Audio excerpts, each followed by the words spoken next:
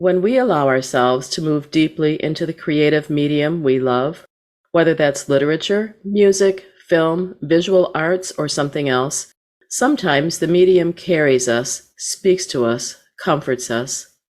In this episode, I share my account of a moment when literature and music worked together to bring me peace in a faraway place. And I'll introduce you to my favorite mystery series in which the main character is an exorcist in the Church of England. Have you guessed the series? Stay tuned to find out.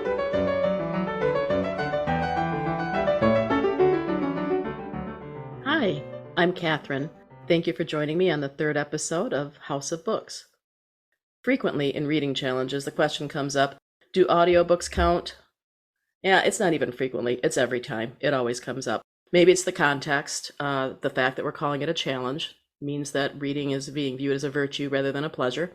Maybe it's a throwback to when we had to write those elementary school book reports. I don't know.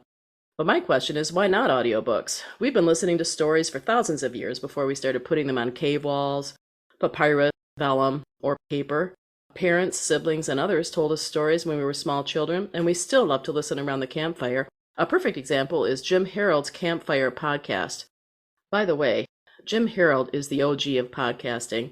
You should check out his great Campfire podcast and his other podcasts.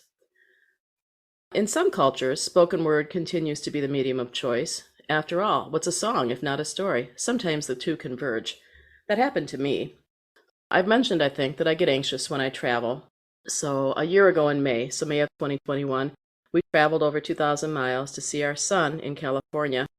And of course, we were glad to see him and the visit was wonderful, but I got anxious. I just do when I travel. On one evening of our visit, we went to the city of Orange.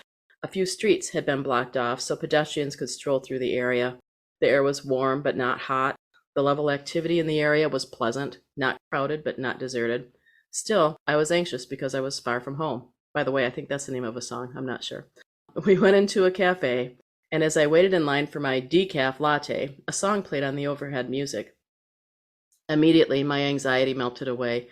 I felt grounded and affirmed. It felt like music found me thousands of miles from home, and here's why. I swear there's a reason. I swear these two line up. My favorite book series is Phil Rickman's Merrily Watkins series. Reverend Merrily Watkins is a delivery consultant, which means exorcist, in the Church of England, and I'm avoiding spoilers here because I really want you to read or listen to the books. A main character in the book is a musician who honors and admires a British singer named Nick Drake. There also happens to be a real-life song that honors Nick Drake, and that song is Life in a Northern Town by the Dream Academy. Although the song refers to a northern town in the United Kingdom, and of course to Nick Drake, it's cheered me through Michigan winters for years, and that's the song that was playing at sunset in a cafe in warm, sunny Orange, California in May of 2021. Although everyone else in the area could hear it, that song held a special message for me, and that message wouldn't have felt quite as personal if I didn't know about the Nick Drake Merrily Watkins connection. About the Merrily Watkins series, you could call it a mystery series, a horror series, or just gothic fiction. There's always a death, always a ghost or supernatural event of some kind, and Merrily is often called upon to exorcise demons or ghosts from people or places. The ghostly part of each book is of the shivery variety.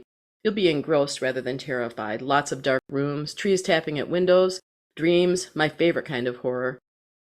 There are suspicious deaths, usually murders, in the series, and local police, specifically Franny Bliss and his boss, Annie Howe, work to solve those mysteries. They usually work in parallel paths with Merrily, but sometimes the paths intersect. I was tickled to discover this series years ago. Tickled is a weird word. I was pleased to discover this series years ago. And outside of a Phil Rickman Facebook group, which consists mainly of people who live in the UK, I've never met anyone who already knew Merrily, Jane, and their friends Lal Robinson and Gomer Perry. So I'm introducing them to you now. I've read one print book, but the rest I've listened to through Audible. Emma Powell, who narrates all but the first book in the Audible editions that I purchased, is the perfect voice for this narration, and her voice is immersive. You will feel surrounded by the story if you listen to her. There are 15 books in the series now, I believe, and I often re-listen if I'm otherwise between audiobooks. I'm never tired of these books. If you're interested in a quick, free, mildly scary, and funny Halloween listen, check out the LibriVox recording of The Legend of Sleepy Hollow. There are several editions. but I like the one by a narrator called Chip.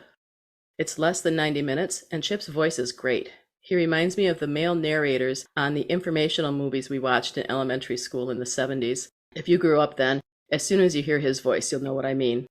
To jog your memory, this is the story of Ichabod Crane and the Headless Horseman. Highly recommend.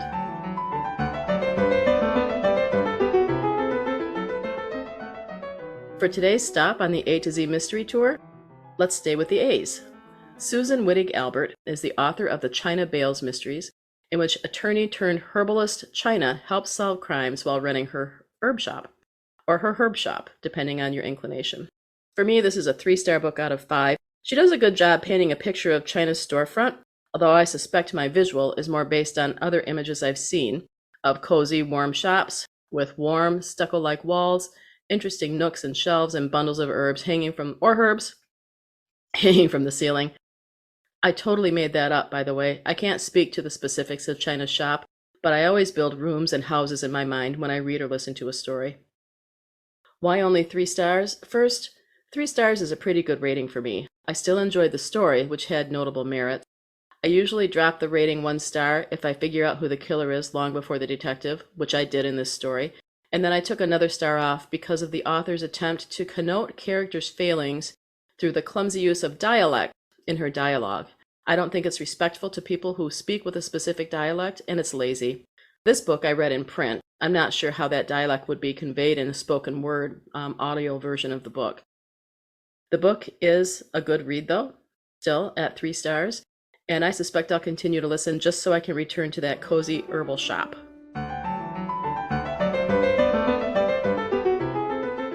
Thanks for joining me today on House of Books. Links to Marilee Watkins, Nick Drake, The Dream Academy, Life in a Northern Town, and LibriVox narration of The Legend of Sleepy Hollow can be found on yourbookgroup.com. Just hover on podcast/House of Books on the menu and choose episode 3 from the drop-down. While you're there, leave a comment to answer this question. What favorite story do you remember listening to as a child or an adult, without reading, but just listening?